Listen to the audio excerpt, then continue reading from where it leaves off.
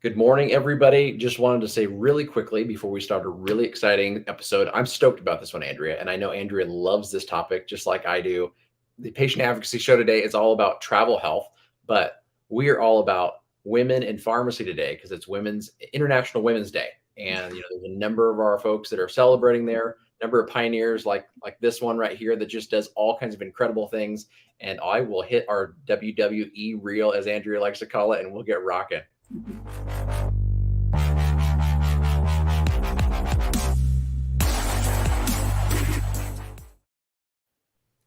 All right. Good morning, everyone. Thank you, Kevin, for the lead in, and thank you for International Women's Day. It is kind of interesting. We were talking before we went on.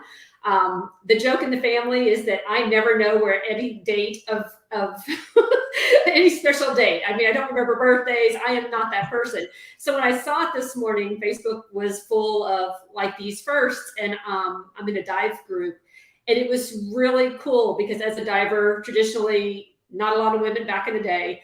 And there's a dive group that's out in the Seychelles, I think it was, and everybody on the boat, in terms of crews, staff, dive masters, all female. And I just love that we're starting to get that representation. I am a little baffled that it's still the 21st century until it's happening and that it's still a thing, but super cool, excited for it. And yeah, so wow, there we go. So one thing about travel for Elite, Andrea, I have to tell you, I went on travel. Oftentimes we'll check out breweries just to try different beers. And we went to one in like my neck of the woods that was all woman run. And it was amazing. They did a really good job. The whole setup was fantastic. The beer was good. And so awesome. Yeah. I mean, I'm excited that it's becoming more normalized, right? I mean, and it is what it is. But yeah, so celebration, happy International Women's Day, excited for it. Today we are also, Kevin didn't wear his travel attire. I am representing, I've got my National Park Service shirt on here, protect the outdoors. Always thought that working for a national park would be one of the best jobs in the world. And I've completely forgot to introduce ourselves. I'm Dr. Andrea, a pharmacist with 30 years that is now full-time in patient advocacy, with this, sub category or added feature of travel health and wellness. And for me, we talked a little bit about it last week. We're getting a little bit more into the process on this call or this session. And so we're going to talk about how I approach travel and, the opportunities that come from it, and that sometimes we have these beliefs that if we're dealing with chronic illness or managing complex situations, that travel is kind of off the table, and it's unfortunate because people are missing out on life-affirming events. They're missing out on connecting with family, and so that's really the focus for the next 10 minutes or so. So Kevin, you have young children, and I think you even had a situation not long ago where the kiddos weren't feeling well on a vacation, and it's a lot of stress, right? It's tough, Andrea. It's really tough. In fact, we had some family members think about not going because the kids were sick prior to leaving. Right. And that was a limiting event, right? A self-limiting event, a bug or something that happens. And so you can only imagine if the complexity is chronic illness. It could be a limitation, like a physical limitation. It could be, somebody could have dementia. You could have multi-generational experience where you have somebody with dementia, and then you have children possibly on the spectrum. I've traveled in a situation like that before. And so how do you have an experience that allows everybody to actually enjoy the vacation as opposed to one person carrying that burden running point? Trying to keep everybody happy. And it's interesting, I shared a post on LinkedIn about this week, and another individual commented that some friends had just come back from a cruise. Somebody in the group had dementia, and they were surprised at how exhausted they were keeping up with someone in that situation.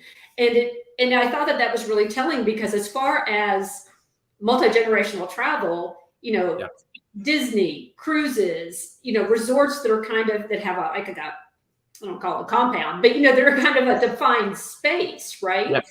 It makes sense. And yet there's planning and there's other things that go into this that we don't often think about. We took my dad to Disney He had dementia. The first 2 times we went, we stayed in traditional hotels. He could ride the bus back by himself. He could go in, get the elevator, and go to a room. No problem. We stayed at the cabins, and it was chaos. I mean, we were lost, and we have full mental capacity. And Wow. so the idea of putting him on a boat, sending him back to the Disney cabins, and thinking he's going to find our cabin, no way. Got it. It was a golf cart and all this other stuff. And so there can be a lot that goes into it. And as you even saw with what I'm talking about, so often we focus on the how. We completely forget to look at the possibilities and the why of what we're trying to do. Yeah. So true. And so when we talk about travel health, especially under the umbrella of patient advocacy, I wanted you to pull up a couple of links I just sent you. If we're thinking of extremes, your children had a self-limiting illness, nothing, a bug or whatever, and it does cause some chaos. Oftentimes I'll hear from people saying, well, a person's on dialysis, and that's it. We can no longer travel. Or I talked to a woman, and this was completely heartbreaking. Her parents were doing kind of a bucket list trip. Mom, healthy. Husband, stage 3 lung cancer. They spent almost a month overseas kind of doing all this. And the mom was worried the whole time that husband was going to die. And how would she get his body back? Wow. And never confided to the daughter that this is what was going on. And this was just a random conversation I had with someone. So there's a lot going on when people are looking at traveling with chronic illness. And I just randomly Googled, I think I Googled like dialysis at sea or something. And, I came up with immediately links that, that speak to, even in something that seems pretty complex, is it possible? And so this is where I want to focus back on I call them the 4 Ps, when I talk about travel. 1 being possibilities, and that's really connecting with people's why, what we're doing, and the possibilities around it. 2 being the prevention piece of it. 3 being the problem solving, right? You don't know what you don't know. And that kind of wraps up into prevention. And then the peace of mind. All right, you've looked at the possibilities, you know why you're doing it. Prevention wise, you know who to contact, you have an understanding of where you're going, you've problem solved. Is there a hospital in the area? What is the equivalent of a 911? And then the peace of mind that, let's be real, you navigate complex situations in life, day to day. You have these skills. We just need to work within the context of what you're going on, and then you can go and enjoy that experience. Amazing. Yeah. I mean, I think I love the P's that you put in there and the order, because they all have different complexity to them on just what you're thinking about and pre-planning to be able to do that and make it successful. But you said earlier, Andrea, and I wanted to bring some of the listeners back to it, is you're talking about like all the things that we have to do as the other individuals caring for the loved one going there. And sometimes that causing so much burden of just having to take care of them. I know sometimes, not to paint, a bleak picture, but sometimes that's wonderful. You're just happy they're there with you and you want to make it a special experience for them, and that's wonderful too. But sometimes that means you're making a special experience for them and then your children and then your other siblings or whatever the case may be. How have you done things, Andrea, to be able to help people take some of that load off too? Right. And that's where, that really falls under the possibility piece, right? And I'll just use the example of what happened with my family when we traveled. Dad had dementia. Like I said, we had kids on a spectrum, 3 different families, in the experience. And really, we just kind of sat around the table one night, and it was very casual because it is family. But, we're talking about, okay, so if Gigi's going to be with us, because we're not leaving them, because every time we leave them, something goes sideways. And, oh, by the way, we want to bank some of these memories.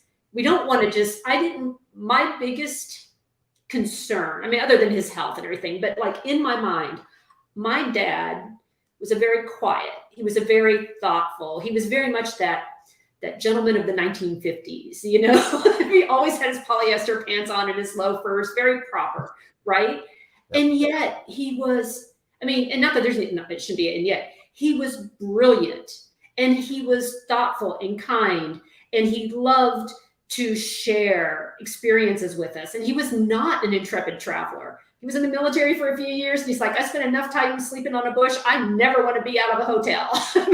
So he was not an intrepid traveler. He was very uncomfortable. And yet he wanted us to have those experiences. And I can just remember, the battlefields, the parks, the dolphins, all the things that he took us to. And I wanted my niece and nephew to feel that connection because, they're younger. Now he's in his 70s. And I just didn't want this image of him, in their mind, sitting in a chair in the corner, because his form of dementia, that's kind of how it came out. He was not that, agitated individual. He just got very quiet and withdrawn and truly kind of blended into the furniture, And so I wanted them to have that experience with him. It actually makes me choke up because we're sitting on the back porch and, and he'd wear this goofy hat and he'd have the sunglasses on and he'd sit there and eat pretzels. And my niece just sitting with him, like holding his hand and, Gigi, let's look for the dolphins. We wanted that in their mind, so we knew our why. We knew what the possibilities were. Everybody signed into the experience because we had other families traveling with us. And it's not going to be, there may be some, moments where we have to call an audible, so to speak. And so we just all laid out our expectations and what we wanted out of it. And of course, my sister and I and our immediate family, our husbands, we kind of created the tag your it piece of it, right? And so we'd set the beach up. Somebody would spend time with Gigi at this time of the day. And then if we knew that someone wanted to go to the wherever, the boardwalk or whatever it was, it'd kind of be like, tag, you're it, and we would just swap off and it was natural. It wasn't a burden. We knew going into it. And so I think when we're thinking of possibilities, when we're thinking of patient advocacy and we're thinking of particularly making memories or just allowing people to live those lives and not be defined by their freaking illness, it drives me nuts when we wear that, if you want to, okay. They're not defined by that. And so I think through travel, for people that still want to be out there, there is a way to tap into that through the possibilities. And maybe the vacation has to be modified. Like I've shared before, we had an elevator in the room or the hotel or the beach house, which he refused to use because he didn't like it. But we made sure we had a 0 entry shower for him, that he wouldn't trip. We made sure that we had an elevated walkway to get him to the beach, so he didn't have to walk on uneven sand. We bought him a better beach chair so that he was more comfortable. And because we knew he wouldn't drink lots of water, we made sure it was earlier in the day and later in the day, so we didn't have to worry about his hydration. So those are just some examples there of the prevention piece. So possibility, getting everybody at the table. What are we all trying to get out of it? Knowing why you're doing it and, kind of turning the heavy lifting into fun. And then the prevention is like looking at all those things that we have to work through. And the reality is you can't plan for everything, right? I know this as a traveler, you can't plan for a flight delay. You can't plan to get on the wrong ferry in Greece and think you're going to end up in Turkey. We didn't, but 9 hours on a ferry was not the intention. So then that's where the problem solving comes from, tapping into the skills you have at home. What would you do in your home territory if you had something happen? Well, how does that play out there? And then just, finally just saying, okay, look, we've tried, we've got it all planned to the best of our ability. We're going to embrace it all. It's going to be fun. We're going to laugh and, just have that peace of mind of, again, why we're doing this. I love that. So when it comes to the variables, you just kind of injected there, which I love, and the different complexities we can deal with disease states and various family kind of components. Is that one thing that you'll help with early on, Andrea? Oftentimes when you're doing travel kind of coaching is what makes sense, like where for a destination makes the most sense for you to be able to do, and then tier folks up, like, hey, let's take a little trip. Let's do something that's a day trip or something else, and then we can work ourselves up. So, because for you, like, you're confident, you've done it, you've been there, kind of deal, which is wonderful. But for other folks, is that something you recommend? Like, hey, let's find something easy to start with and then get to Europe? Oh, absolutely. Absolutely. And it's funny because, I am a confident traveler, and yet I am, I take my own sheets, I take my own Clorox wipes, I straight up do. I mean, I have had one too many cockroaches If you crawl know across her, my you knew that face. was not. I mean, as a diver and a sailor, I've been in boats where, literally, I mean, in the middle of the night, a cockroach crawled across my face, and I found out I can levitate. I've never moved so fast in my life. And so, yeah, I mean, I love to travel, and yet, I listen to my Calm app and use the breathe bubble at times on flights. And so yes, working with, if I'm working with somebody that's never traveled, right?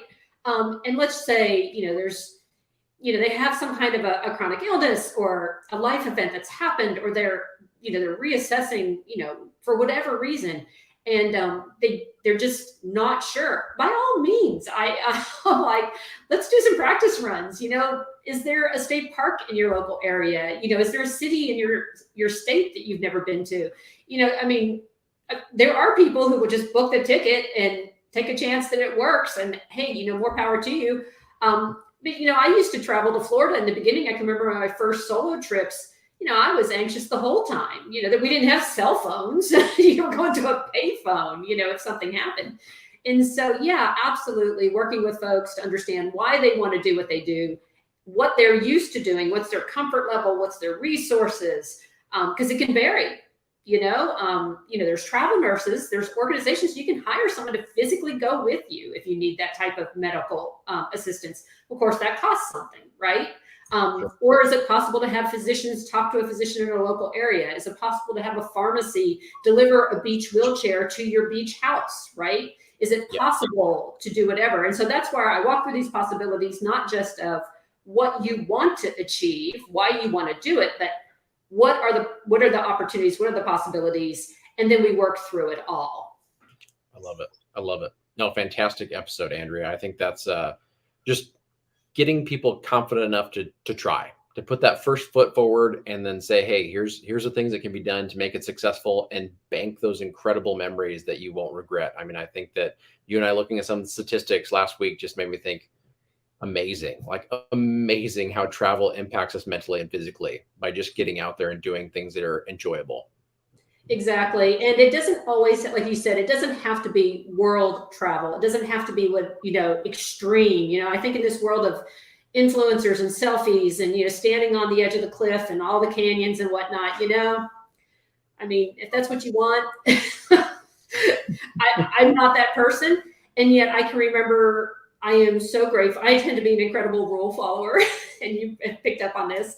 I'm definitely an ask permission, not, forgiveness person. And yet one of the best travel experiences I had with my dad before he passed, he had to go to the dentist, and we broke him out for COVID, right? Because we were like, look, you can't not allow him to go to a freaking dentist. They're wearing, it looks like they're in CDC level 4 biohazard suits, and you're not going to put him in isolation because he went to the dentist. They're opening the building up early, nobody in the building, they bring him in the back door.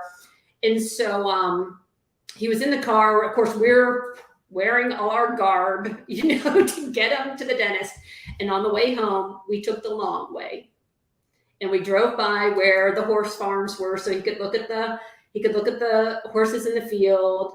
He remembered the road where the cows lived. He knew where we were supposed to turn. We drove him by the house so that he could wave at my niece and nephew, and he passed away. Just, I want to say, well, he fell within a couple of months of that. And that was the last time he was out of that building. And so, dare I say, that was one of the most important travel experiences we had with him at the end. Amen. Because, we never got it back. That was it. That's super special, Andrea. No, thank you for sharing all those things, and for, I hope, inspiring some of the folks watching to go and do and make those special memories with their families. Well, absolutely. Well, everybody, thank you guys so much for joining us. Thank you, Andrea, once again, and we will see you guys next week on the Patient Advocacy Show. If you want to find out more, head over to RPH Ally, join the Patient Advocacy channel with Andrea, and let her kind of guide you along the way as a pharmacist, and then check her out on Wayfinder Advantage to be able to get guided as a patient in that space as well. So excited to see you guys next week.